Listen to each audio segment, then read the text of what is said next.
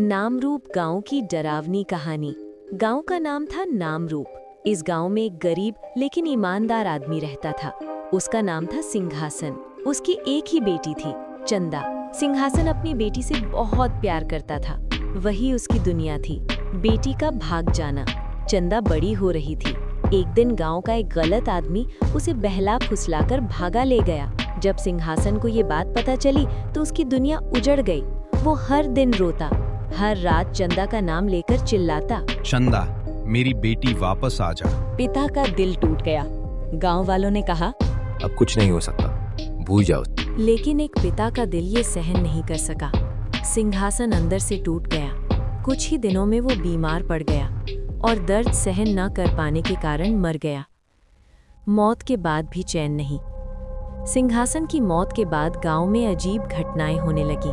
रात में लोग एक बूढ़े आदमी की आवाज सुनते, चंदा, मेरी बेटी। कभी खेतों में, कभी शमशान के पास, कभी पुराने घर के सामने। लोग समझ गए, सिंहासन की वापसी। कई सालों बाद चंदा वापस गांव आई। वो पछतावे में थी। जैसे ही वो अपने पुराने घर के पास पहुंची, ठंडी हवा चली और एक आवाज आई, चंदा, अब तू आ गई। चंदा डर से कांप गई। उसे एहसास हुआ कि उसका पिता आज भी उसकी राह देख रहा था।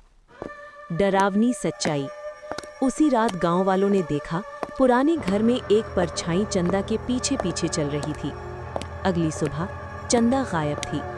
आज भी नामरूप गांव में लोग कहते हैं, सिंहासन की आत्मा अपनी बेटी को ढूंढती रहती है और जो भी उस घर के पास जाता है उसे एक पिता की रोती हुई आवाज सुनाई देती है। अगर आपको ये कहानी डरावनी लगी तो वीडियो को लाइक और शेयर करें और कमेंट में बताइए क्या आप पार्ट 2 देखना चाहते हैं, क्योंकि नामरूप की कहानी अभी खत्म नहीं हुई है।